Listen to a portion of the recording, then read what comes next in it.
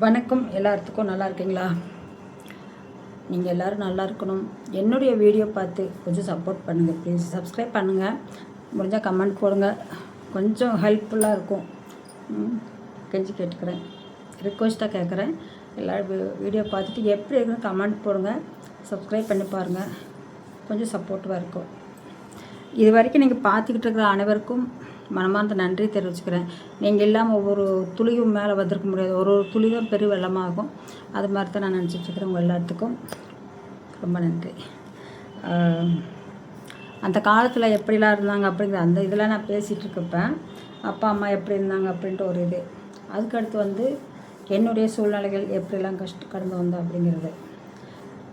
இன்றைக்கி என்னுடைய சூழ்நிலை பற்றி தான் சொல்ல போகிறேன். இது இவ்வளோ இம்பார்ட்டண்ட்டாக எடுத்து சொல்லணுமா அப்படின்னு இந்த பார்க்குறவங்களுக்கு இல்லை எங்கள் சர்க்கிள் யாராவது பார்த்தாங்கன்னு கூட நினைப்பாங்க என்னன்ட்டு. நான் அதில் அனுபவிச்சிருக்கிறேன் பாருங்களேன். எனக்கு தான் தெரியும் அதனுடைய கஷ்டமோ நஷ்டமோ இல்லை, எனக்கு தான் தெரியும். ஒரு நாள் கூட நான் நிம்மதியாக இருந்ததுக்கே சரித்திரம் இல்லைங்க. ஒரு நாள் கூட நிம்மதியாக இல்லை. ஒரு 15 நிமிஷம் லைன்லேருந்து அந்த ஒரு 9:30 10:00 வந்துடுவாங்க வீட்டுக்கு. கரெக்டாக டைம் பார்த்துட்டு அது வரைக்கும் கொஞ்சம் நார்மலாக இருப்பேன்.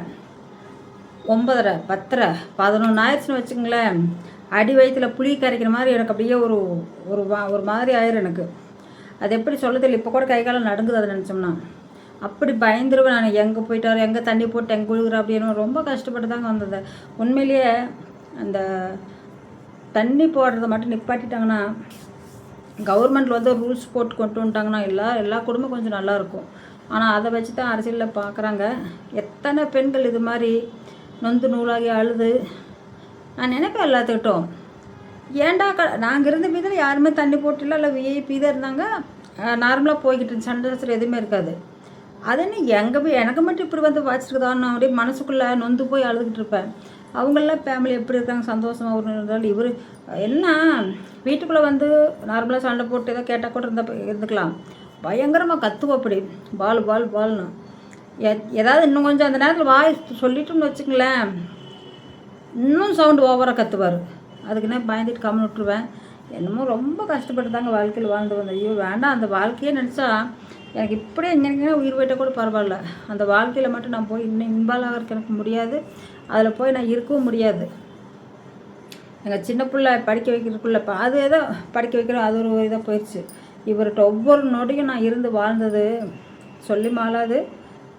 அதை புரிஞ்சுக்கிற தன்மையாக இருக்கலாம். அவளுக்காக நான் யார்ட்டும் சொல்லலை. எங்கள் அம்மா அப்பாட்டெலாம் ஓரளவுக்கு தான் சொல்லுவேன். சொன்னால் ஏதோ பேசுவாங்க. அவங்களும் நம்ம தான் அப்படி போகணும் இப்படி போகணும் அப்படின்னு ஏதோ சொல்லுவாங்க பெரியவங்க 2 பேர். ஆனால் எனக்கு அந்த வலியும் வேதனை எனக்கு மட்டும்தான் தெரியும். வேண்டாம் அந்த இது அவ்வளோ வேதனைப்பட்டேன். எங்கள் பொண்ணு நாளைக்கு காலையில் ஸ்கூல் இருக்குது, அவளுக்கு சாப்பாடு செஞ்சு கொடுத்து விடணும்.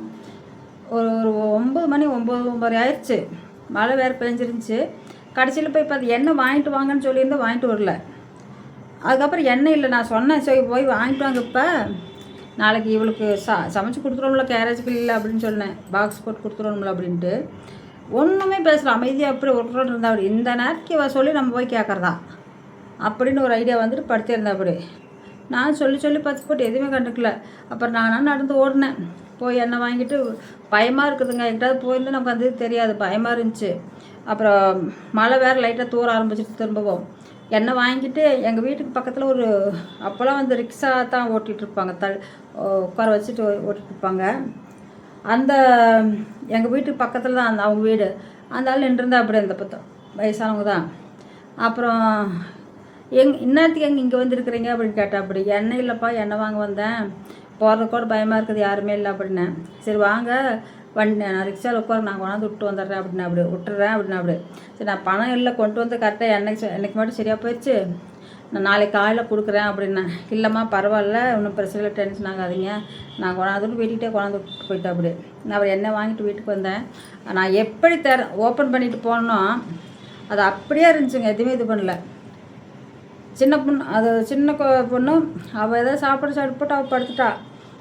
வேணும்னா அப்படியே திறந்து போட்டு கதவெல்லாம் ஓப்பன் பண்ணி வச்சுட்டு அப்படி இருந்தால் அப்படி இதெல்லாம் மறக்கவே முடியலைங்க எனக்கு. இந்த மாதிரி சொல்லலாம் இன்னமும் அதெல்லாம் சொன்னோம்னா ரொம்ப கஷ்டமாக தோணுது எனக்கு. ஏன்டா இப்படியெல்லாம் ஒரு வாழ்க்கை வாழ்ந்தோமா, எதுக்கு வாழ்ந்தோம், எனக்கு ஒன்றுமே இல்லை இதில். எனக்கு ஒரு துளி சந்தோஷம் நாங்கள் கிடைக்கலைங்க.